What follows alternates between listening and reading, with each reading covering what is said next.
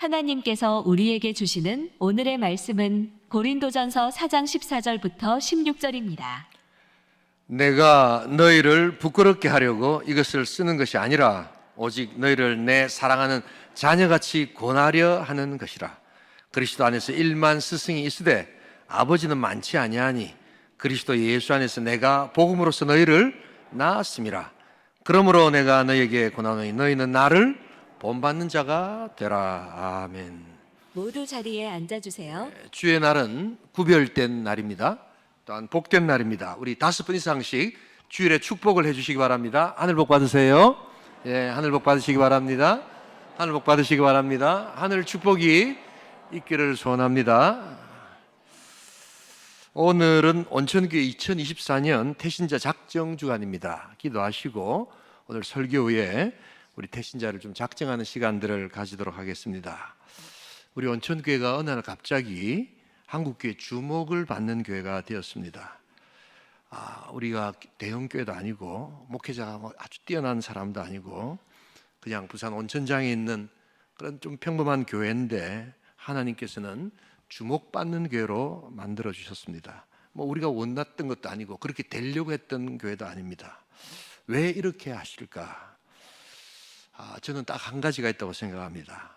2020년 불경 지역 우리 교회가 코로나 1호 환자가 발생하는 정말 쓰나미 같은 정말 불같은 시험 속에서도 우리는 때를 얻든지 못 얻든지 복음을 전한 줄 믿습니다. 이것 하나 때문에. 그래서 그 상황 속에서 모두가 울며 씨를 뿌리고 그 쓰나미, 그 전염병의 맞바람이 그냥 쳐서 그 눈과 귀를 때릴 때도 진군식을 하고 복음을 전하고 교회 안에서조차도 이걸 왜 하는가라고 이야기하는 직분자들이 있었음에도 불구하고 우리가 때를 얻든지 못 얻든지 복음을 전할 때 하나님께서 우리의 진심을 보아주신 줄 믿습니다. 이분들은 정말 복음 전도에 진심이 있구나 하는 것을 우리가 알게 됐을 때 하나님께서 또한 복을 내려주신 줄 믿습니다. 오늘 2024년 지난주 진군식을 우리가 마치고 이제 오늘 태신자를 작정하고 영혼을 품는 시간을 좀 가지기를 원합니다. 또한 우리 울며 씨를 뿌리는 시간들을 또한 가지기를 원합니다. 우리 오늘 모두가 태신자 작정에 참여할 수 있기를 주님의 이름으로 축복합니다. 우리가 태신자 작정을 위해서는 기계적이 되어서는 안 됩니다. 또한 행사적이 되어서도 안 됩니다. 어떤 마음으로 태신자를 작정해야 될까? 오늘 이 본문이 그것을 잘 보여주고 있습니다. 그 첫 번째가 부모의 마음, 아버지의 마음, 아비의 마음으로 태신자를 작정하라고 이야기하십니다. 15절 같이 한번 읽어보겠습니다. 그리스도 안에서 1만 스승이 있으되 아버지는 많지 아니하니 그리스도 예수 안에서 내가 복음으로써 너희를 낳았음이라. 사도 바울은 지금 문제 많은 고린도 교회, 영적으로 미숙하고 불안정한 교회에 대한 목회적 돌봄을 지금 고린도 전후서에서 쓰고 있습니다. 그런데 사도 바울은 자기의 정체성과 또한 성도들과의 관계를 내가 고민하고 열심히 데리고 나와가지고 전도해서 너희들을 교인으로 만들었다라고 이야기하지 않습니다. 예수 안에서 복음으로써 너희를 낳았다라고 이렇게 아주 본질적인 단어를 쓰고 있습니다. 여러분, 사도 바울이 위대한 사역자, 위대한 전도자, 위대한 사도가 되었던 비결이 바로 여기에 있습니다. 우리는 사도 바울의 지성적 의미를 자꾸 이야기하는데 사도 바울이 정말 위대한 사역자가 되고 오늘 이 시대에도 위대한 사역자, 위대한 우리 봉사자가 되기 위해서는 이런 아버지의 마음, 정말 부모의 마음으로 영혼을 품을 때 하나님께서 복을 내려주실 줄 믿습니다. 그는 기계적 전도자가 아니었습니다. 그냥 누가 하라니까 억지로 하는 것이 아니었습니다. 영적 부모의 마음, 그것을 소유한 것입니다. 오늘 이 본문에 보시면 1만 스승과 한 아버지를 비교하고 있는데 여기서 스승은 우리가 말하는 동양적 의미에서의 그런 선생님이나 스승이 아닙니다. 그때 당시 로마 제국에는 노예들이 굉장히 많았습니다. 전쟁에서 이렇게 패한 노예들을 데리고 오는데 노예들 중에 똑똑하고 노예들 중에 뛰어난 사람들이 많았거든요. 그래서 로마 귀족의 자식들을 그 노예를 불러가지고 1대1로 매칭을 시켜서 선생을 하도록 해줬습니다. 바로 그들을 이야기하는 겁니다. 그런 1만 명이 있는 그런 엄청난 많은 실력 있는 노예 같은 그러한 선생님이 있다 할지라도 한 아버지만 하겠느냐? 왜 이게 그런 차이가 있을까요? 바로 아버지는 그 아이의 임신과 탄생과 출산과 모든 양육의 그 파노라마 같은 삶의 여정을 아버지는 알고 있기 때문입니다. 이 차이라는 것입니다. 바로 이렇게 이런 마음으로 사역해 보라고 사도 바울은 우리에게 이야기합니다. 이런 마음으로 우리가 대신자를 작정해 보라고 말합니다. 하나님의 놀라운 은혜가 있기를 주님의 이름으로 축복합니다. 이 마음을 회복해야 돼요. 우리 조 집사님 앉아 계시는데 어제 조 집사님 딸 결혼식이 있었습니다. 제가 토요일 날 교회에서 결혼식 안 하면 밖에 나가서 주례를 거의 쓰지 않습니다. 딱 예외적으로 우리 조 집사님 사위가 전도사인데 여러 가지 사역을 참 잘하고 또 간절히 부탁을 하더라고요. 그래서 제가 잠깐 나가서 이렇게 결혼식을 이렇게 주례를 좀 봤습니다. 저 신랑 딱 들어오고 난 다음에 신부 입장 이러고 있는데 조 집사님이 딸을 우리 조아라 자매를 뜩 데리고 들어와도 중간쯤 오다가 보통 보면 아버지가 막 울먹거리고 이러는데 저는 딸 결혼식 하면서 안 울라고 막 꾹쭉 참았는데 이 집사님 들어오다가 그냥 엉엉 우시는 거예요. 그냥 우는 게 아니고 막 엉엉 우는 거예요. 막 이래. 맞죠, 집사님? 여기 계시잖아요. 그런데 그걸 보니까 나도 또 딸을 가진 부모로서 캐나다에 있는 딸이 막 갑자기 생각이 팍 나면서 나도 울컥한데 막 나도 울고 싶더라고. 막 근데 사람들 다 쳐다보는데 그렇게 할 수가 없잖아요. 그래서 집사님 아버지 그러시면 아니 되옵나이다 하는데 더 우시는 거라. 나도 막 콕 참고 이렇게 사실은 어저께 힘들게 주례를 했습니다. 왜 그럴까요? 왜 아버지가 그렇게 울어버린 걸까요?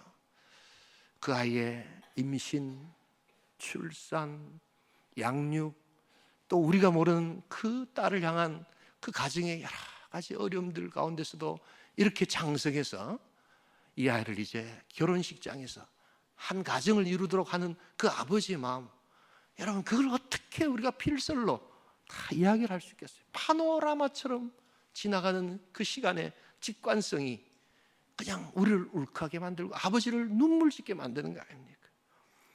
여러분 사역을 이런 마음으로 해보자는 겁니다. 기계적으로 그냥 하라고 하니까 하는 게 아니라 그 손잡고 들어온 그 딸을 향한 왈칵하는 아버지의 눈물, 그 눈물을 가지고 우리도 영혼 구원을 해보자는 것이 사도 바울의 사역의 모습입니다. 사도 바울은 결혼한 적이 없습니다. 그러나 사도 바울은 그 영혼의 본질성을 깨달았기에 어떻게 하는 것이 가장 하나님 기뻐하시는 마음인가를 알았기에 부모의 마음으로 내가 예수 안에서 복음으로써 너희를 교인되게 만들었느니라 하지 않고 낳았느니라 라고 이야기한다는 거예요. 여러분 우리가 이런 마음으로 태신자를 한번 작정할 수 있기를 소원합니다. 이건 공부를 많이 한다고 되는 게 아닙니다. 신앙생활 오래 했다고 되는 것이 아닙니다. 우리 온천교회 지금 새가족들이 굉장히 많습니다. 그러나 여러분들도 이 마음을 알고 계시잖아요. 내가 부모로서의 마음을 알고 있다면 모두가 영혼을 품는 복된 인생 될 수 있기를 소원합니다. 교회 새가족들이 오히려 품을 영혼들이 더 많아요. 주변에 이렇게 예수 안 믿는 사람들이 훨씬 더 많기 때문입니다. 오늘 일부 때 참석하신 오늘 여자 성도님은 저보고 목사님 오후에 저희 주변에 있는 가족들 싹 다 적어오겠습니다. 예수 한 명도 안 믿습니다. 그러더라고요. 제가 지금 기다리고 있습니다. 5명만 쓰라고 했는데 다 자기 주변에는 아무도 교회 다니는 사람이 없다. 그 사람들 다 쓰겠습니다. 아비의 마음으로 떨리는 가슴으로 그들의 이름을 하나하나 적어갈 때 비로소 영혼이 잉태되는 은혜의 역사가 있게 될 줄 믿습니다. 아이고 나 아마 전도 많이 하겠습니다 하고 모호하게 계시면 아무도 안 하게 됩니다. 한 영혼이라도 여러분들이 직접 떨리는 가슴으로 그 이름을 부르면서 써보시기 바랍니다. 모호했던 것이 구체화되면서 하나님의 영혼이 잉태되기 시작하는 놀라운 시간의 출발이 시작된다는 것을 잊지 말아야 합니다. 아비의 심정, 부모의 심정으로 영혼을 품고 잉태하는 복된 태신자 작정이 있기를 주님의 이름으로 축복합니다. 두 번째로 오늘 우리가 어떤 마음을 가져야 되느냐, 부모의 마음과 갈급한 마음으로 해야 한다는 것입니다. 우리 다 함께 16절 같이 한번 읽어보겠습니다. 그러므로 내가 너희에게 권하노니 너희는 나를 본받는 자가 되라.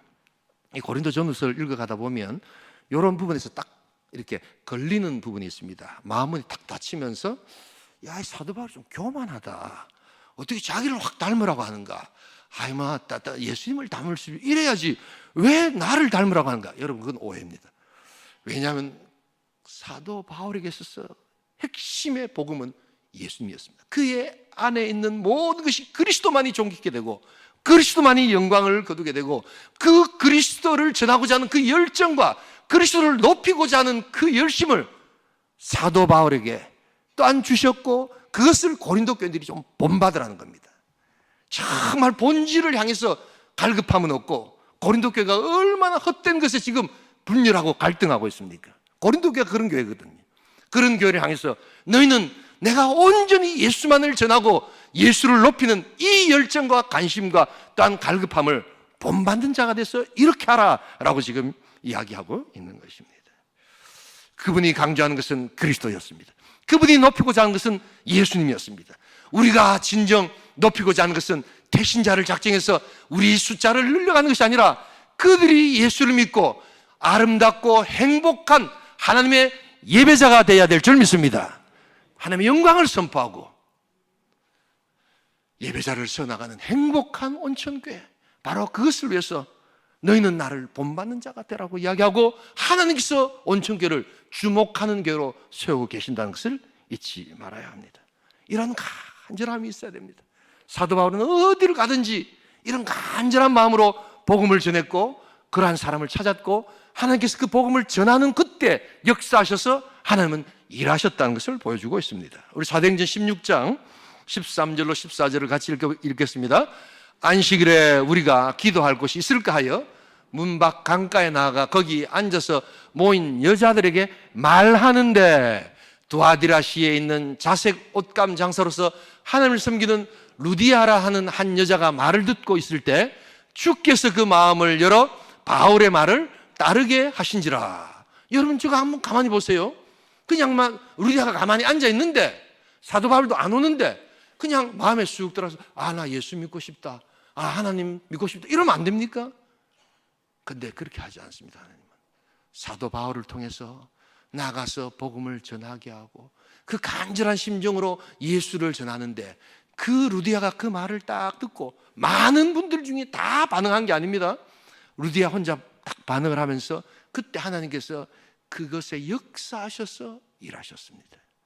누군가가 말하지 않고 누군가가 간절한 마음으로 전하지 않으면 하나님의 역사는 일어나지 않는다는 것입니다. 물론 우리가 전하지 않아도 돌들로 소리치게 하시는 하나님이시지만 여전히 하나님의 방법은 누군가 간절한 마음으로 하나님의 백성을 찾고자 하는 그 태신자 작전과 또한 복음 전도가 있을 때 하나님께서 그것을 사람들에게 듣게 하시고 그 안에서 하나님은 역사하여 주실 줄 믿습니다. 여러분, 그러기에 이런 우리가 갈급한 마음으로 우리가 하나님의 백성들을 찾아 나갈 때 하나님께서는 그것을 통해서 일하신다. 여러분, 그래서 태신자 작정이라는 것은 다른 게 아니라 영혼을 먼저 내 품에 품고 하나님께 올려드린 것을 뜻합니다. 성경은 전도를 이런 결혼, 임신, 출산, 양육 이런 것에 굉장히 비유를 많이 합니다. 왜 그럴까? 그것이 인간이 가질 수 있는 가장 본질적인 사건이기 때문에 가장 인간적인 것이 가장 복음적일 때가 있습니다. 가장 인간적인 것이 가장 하나님의 성령의 능력인 줄 믿습니다. 가장 인간적인 것이 가장 하나님의 마음을 잘 설명하는 것이 있는데 그것이 바로 영혼구원의 복음 역사라는 것입니다. 임신과 출산과 양육, 정말 이것이 얼마나 놀라운 하나님의 일인가. 여러분, 교회는 여러분도 아시다시피 여러 가지 이 전도 유형이 있습니다. 우리 과거에는 부흥사경에도 일종의 전도 프로그램이었습니다. 그래서 예수 안 믿는 사람 데려와서 거기서 막 결단하게 하고 막 목사님들이 부흥회를 막 그렇게 하고 막 이런 것이 있었습니다. 그리고 또 양육 중심의 또 사경에도 있었고요.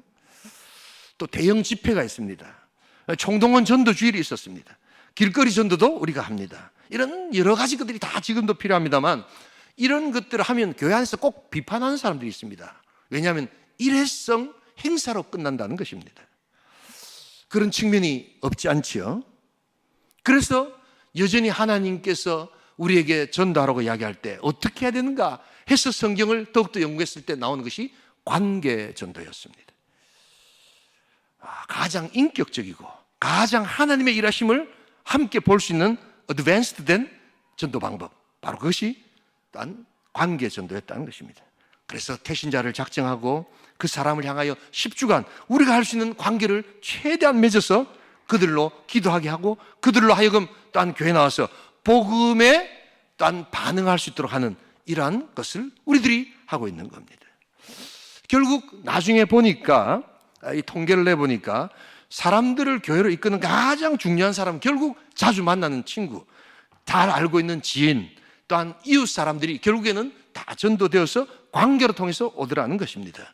그래서 전도의 86%가 또한, 그래서 교회 정착한 사람의 86%, 거의 대부분이죠, 다 이런 관계 전도를 통해서 온 사람이 가장 잘 정착을 하더라. 여러분, 이런 하나님의 간절한 마음을 우리가 품을 수 있기를 소원합니다.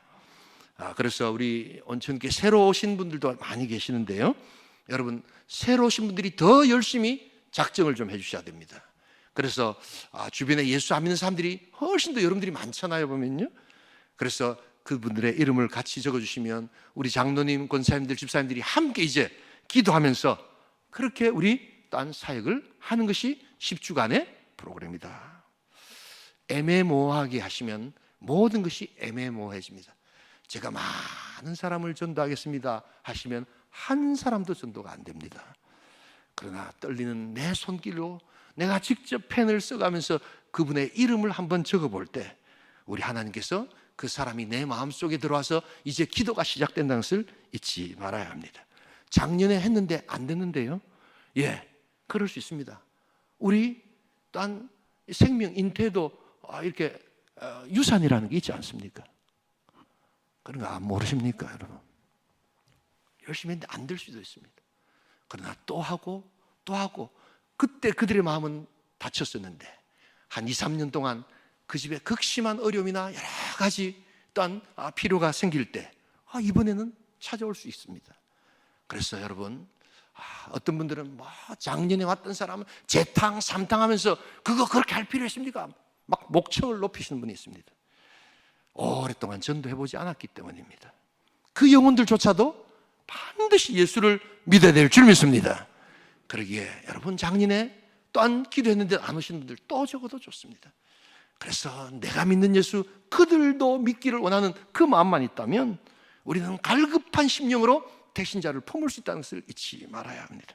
하나님은 그 영혼까지도 사랑하고 계신다는 것을 기억하면서 다시 한 번 더 여러분들의 가녀린 손길로 적어가는 여러분들의 택신자의 이름이 충만할 수 있기를 주님의 이름으로 축복합니다.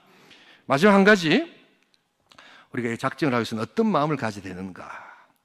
부모의 마음, 아버지의 마음으로, 두 번째는 갈급한 마음으로, 세 번째는 필요를 채우는 마음으로 나아가야 합니다. 우리 다 함께 갈라디아서 4장 19절을 같이 한번 읽어보겠습니다. 함께 읽습니다. 나의 자녀들아, 너희 속에 그리스도의 형상을 이루기까지 다시 너희를 위하여 해산하는 수고를 하노니. 다시 너희를 위하여. 저는 이 구절을 보면서 이 다시 때문에 너무너무 은혜를 받았습니다. 한 번 해산했으면 됐지, 또 뭘 하느냐 하지만 그들의 필요가 있을 때, 그들이 출산해서 이제 자라나기에 필요하다면 내가 다시 한번 또 해산하는 수고를 하겠노라. 그 삶의 고통을, 그의 영혼의 성장을 위해서, 그의 영혼의 탄생을 위해서 내가 수고하겠노라 하는 이 사역의 본질을 사도 바울은 우리들에게 이야기하고 있는 겁니다. 왜 우리가 사역이 잘 안 될까? 공부를 많이 안 해서 안 될까? 여러분, 뭐 물질이 없어서 그럴까? 아닙니다, 여러분. 정말 내가 한 영혼을 향해서 또 해산하고 또 해산하는 그 아버지의 마음, 어머니의 마음이 과연 있는가? 여러분, 오늘 우리가 이런 그들의 필요를 채우는 마음으로 우리가 대신자를 작정할 수 있기를 소원합니다. 사실 여러분, 이 건강한 출산이 이루어지기 위해서는 이 산모의 건강이 사실은 제일 중요하지 않습니까? 이 산모의 건강이라는 건 다름 아니라 전도자의 영적 건강을 이야기하는 겁니다. 그래서 우리가 태신자를 작정하지만 사실은 태신자를 작정하고 제일 복받는 사람은 자기 자신이에요.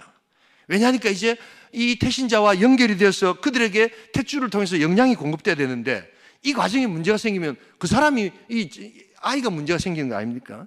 그렇기 때문에 태신자를 작정하고 나면 내가 더 뭘 하게 됩니까? 기도하게 되는 겁니다.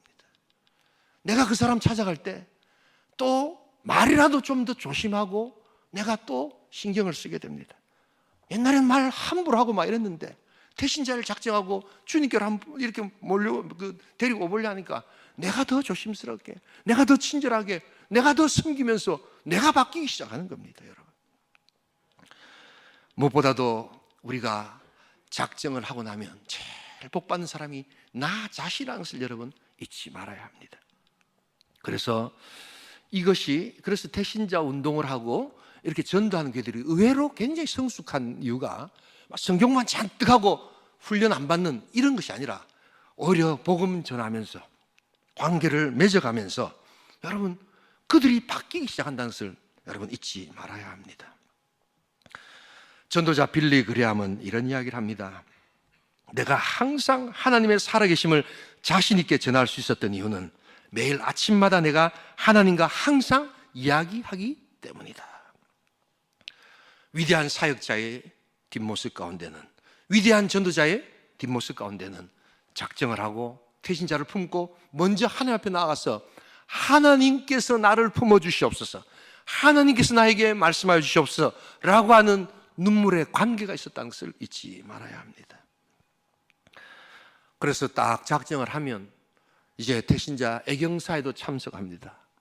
여러분 요사이 솔직히 장례식에 누가 갑니까? 다 바쁜데 막 그냥 조금 막 그냥 이 회사로 이익관계가 된 사람들은 안 갈 수가 없어서 가는 거고 또 조금 그거 하면 막 계좌 2,000원 해드리고 뭐 이러면 서로가 다 좋은 거 아닙니까? 그러나 우리 태신자 참 작정하고 나면 시간 내서 찾아가서 막 이야기하고 들어주고 같이 공감해주고 우리 교회 장로님 권사님들 중에 참 귀한 분들이 많아요. 제가 이렇게 지켜보잖아요. 태신자 작정하고 나면 어떤 장로님 칼국수 집에 사장을 작정을 해놓고는 다른 데 가는데도 그 집만 자꾸 가시는 거예요. 제가 봤을 때 저 한번 따라가서 먹어봤는데 그렇게 칼국수가 솔직히 맛있는 집은 아니더라고요, 보니까요. 그런데도 같이 가면 먹고 난 다음에 장로님 너무 맛있습니다. 이 사장님이 연세가 좀 있는데 너무너무 좋아하시는 거예요, 여러분. 요사이 솔직히 그런 칼국수집에 가서 뭐 먹고 아이고 맛있습니다 한 사람이 어디 있습니까? 돈 내고 빨리 다 나가죠. 근데 그렇게 이야기하니까 즐거워하고 기뻐하고 좋아하시는 거예요. 어떤 사람은 그럽니다. 야, 전도하려고 그런 말 하면 됩니까? 요사이는요, 전도하든 안 하든 아예 그런 말 한 사람조차가 없습니다. 얼마나 무정하고 삭막한 시대가 됐는데 그래도 그 사장님한테 맛있습니다, 내가 잘 먹었습니다, 그 말 한마디로 사람의 관계가 바뀌기 시작하고 그 인생이 살아난다는 것을 잊지 말아야 합니다. 우리 권사님들은 다 정해놓고 나면 그 식당에 또한 뭐 동네 온천 뭐 시장 뭐 이런 데 가가지고 다 거기서 팔아줍니다. 사실은 그 물건도 그렇게 막 다른 데 비하면 아주 싱싱하단지 그렇지도 않은데 그 사람 영혼 한번 전도해 보려고 하면서 어떤 데는 돈도 더 주고 물질 투자하고 시간 투자하고 마음 투자하고 이러면서 영혼을 품는 거예요. 여러분 여기에 사랑이 있고 여기에 능력이 있습니다. 여러분 그러면서 자기가 바뀌는 거예요. 자신이 바뀌는 거예요. 여러분 제가 계속 이야기 드리지만 신앙생활을 해서 교회에서 뭐 이거 하세요 저거 하세요 성경에서 이야기하는데 그걸 하면 누가 제일 좋은 줄 아세요? 이걸 깨닫는 사람이 신앙이 빨리 자랍니다. 자기 자신이 제일 복을 받습니다. 아버지의 마음을 행하시면요 가장 복받는 사람이 여러분 자신인 것을 아셔야 합니다. 여러분 이렇게 물질을 투자하고 또한 관심을 드리고 요즘에 그런 사람이 어디 있습니까?